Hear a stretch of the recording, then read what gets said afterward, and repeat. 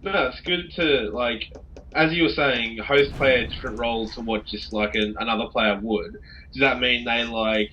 We tend to say a host player like tends to really just hard aim, just really hard aim. Uh-huh. Yeah. Oh, yeah. You can do that a But lot.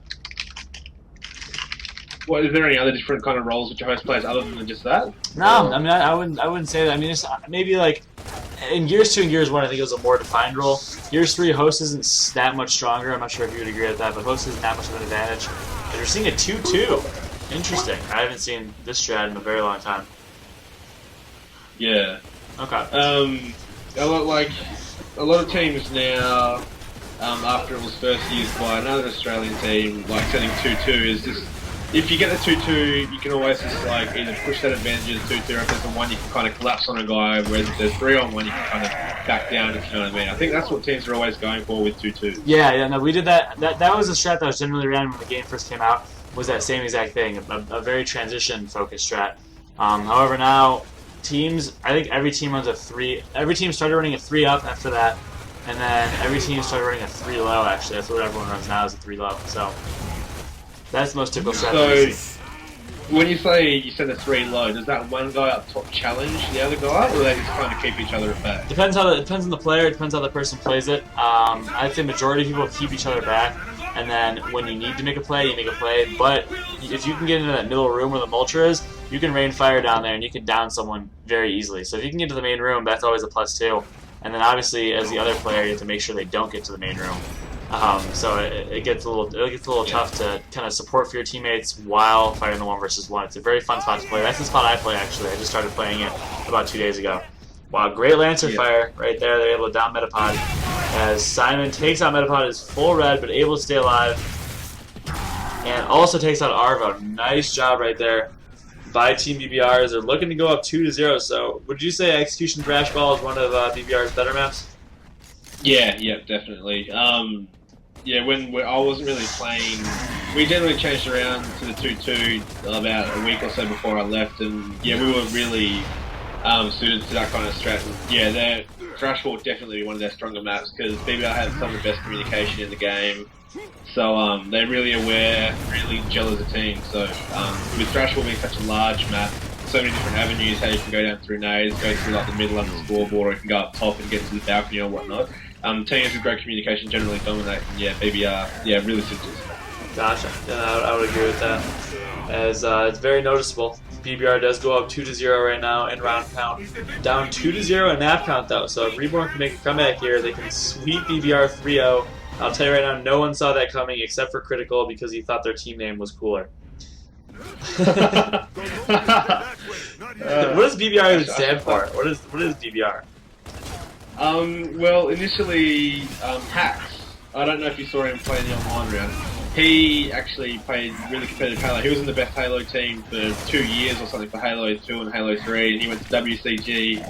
And for Halo, he went to Germany to play, and his team name was Best Battle Rifle, which is BBR, and then he just kind of just kept the name and transitioned it to Gears. Yeah. Gosh, that makes sense. So a Gears team is Best Battle Rifle.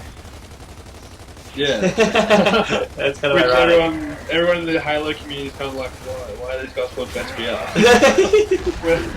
That's funny. Yeah, so it's pretty funny. Yeah, it's just a funny story of how that came around. Does Hack still play Gears 3, or is he more of a Halo guy? Yeah, no, he still plays. He started the team, and he still plays, but just due to some work commitments he has and some other commitments, he can't put in as much time, so he kind of gave up his spot in the team, so they ended up getting Iceman. That's how Quam managed to come in to be a core spot. Okay, gotcha. Wow, greatly placed diggers right there.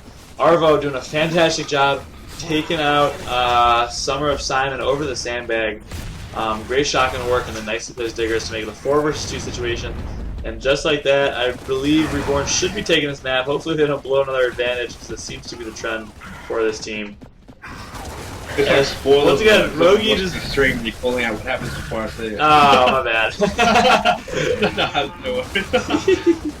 That's funny. Okay, so Rogi with a double shotgun kill to finish off that round. 2-1. Sorry. Team BBR still leads on Execution Thrashball. However, they are down 2-0 in maps. If Reborn can take 3 more, that will be the whole match, 3-0. which, like I said, no one was expecting. So let's hop on board here. Arvo open up the round for that team. Let's hop on board with Arvo and see what he does. He's going up top for his team right now. So 2 versus... No, Arvo's going up top alone. So 1 versus 2 situation for Arvo up top. He has active Lantern. He's able to get a full red.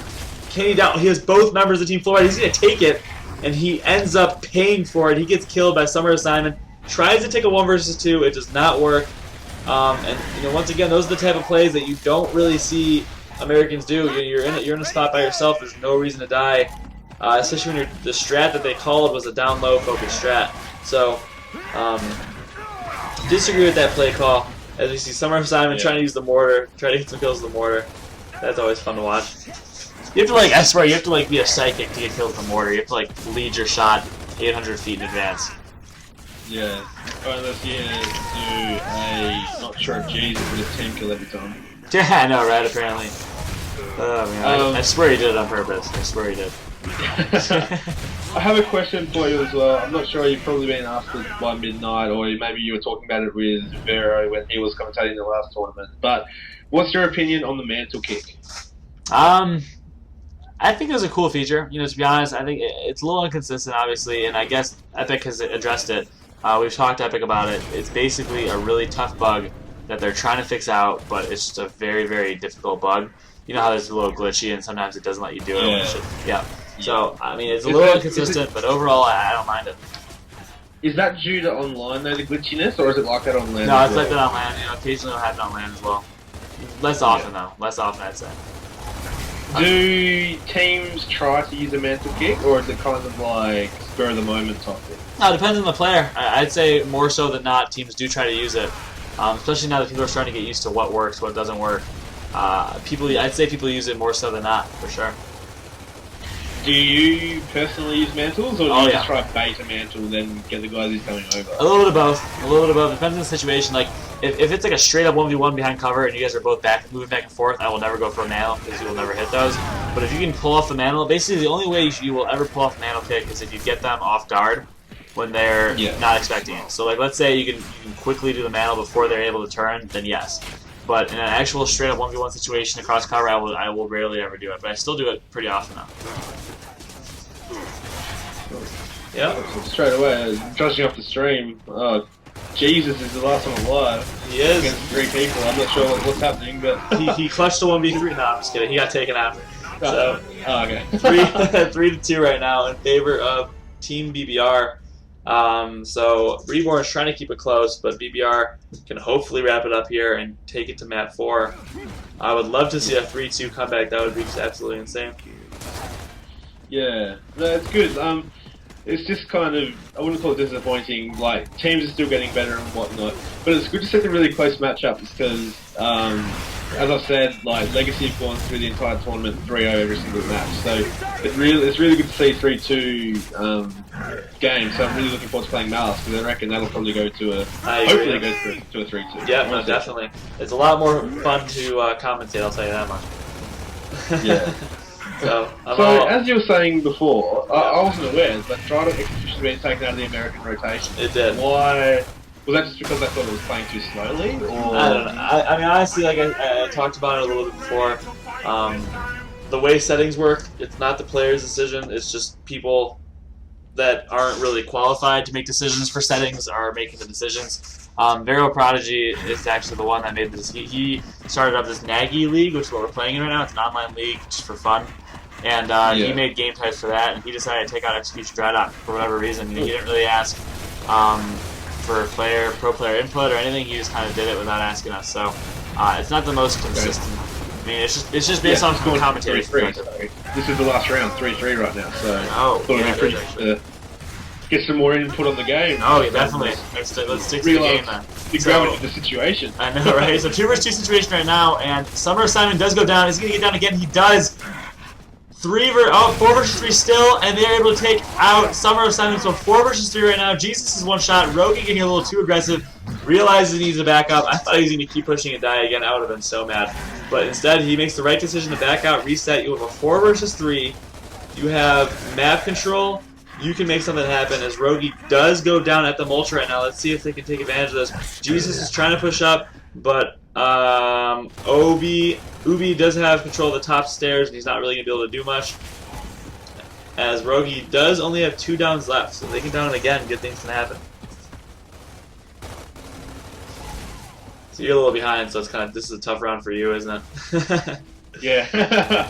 Can't really have any input on the game. Yeah, I know, right? So it's stalemating a little bit, but finally, smart play. Arvo's pushing up. Oh, wait, no. Rogi's down, Crazy Maniac. Qualman's getting full redded. Fighting at Nage right now. Let's see what's Qualman doing. Still alive. Still alive. Trying to make something happen for his team. Getting double pushed by Arvo. And he takes out one. Oh, my goodness. Turns around. 1 versus 1 against Metapod. Takes out Metapod as well. Oh, my God. Makes it a 2 versus 2. Qualman going absolutely huge. Full red the entire time. His movement is absolutely insane. That was disgusting. 2 versus 2 situation. I thought it was over. It was a 4 versus 2. Qualman was full red by 2 members of Reborn pushing him and somehow managed to pull that out of his ass. Let's stay on board with him because he is heating up right now. Also has a digger in his hand. Let's see if he can do something with it. See, as I was saying, Qualm is just really the go-to guy for the BBR team right now. As you saw just then, he managed to pull off a 1v2 when he was 4-pointed. Just crazy movement, crazy skill, can read the game as good as anyone. So yeah, he's really a guy to look out for if you're ever playing. If you get into an Australian match and you see Qualm, generally the only way to take him out is just to back away. You never engage Qualm in a close-up one-on-one shotty battle. Otherwise, it's just instant death. And wow, Qualm managed to down Rogi in a 1 versus 1 and out. By Ubi is lancering him. Ubi has Qualm full red, but Rogi does tap up. It is his last down, however. He managed to keep Qualm full red, has Jesus one shot as well. This is the most insane mid-round battle. Full red, Rogi runs and takes out Jesus. Ubi takes out Qualm, and just like that, oh my God, Reborn 3-0's BBR. Ladies and gentlemen, no one was expecting that at all. What an insane matchup and a fantastic game. Round 7 round. That was just insane. Why? I've never seen anything like that in my life before. That was just the most insane. Down to the wire. Rogi making a huge play right after Qualm makes a huge play to save the round. That was nuts. Wow. Well, that was just insanity. One of the best maps I've ever commentated in my life. Definitely enjoyed that one.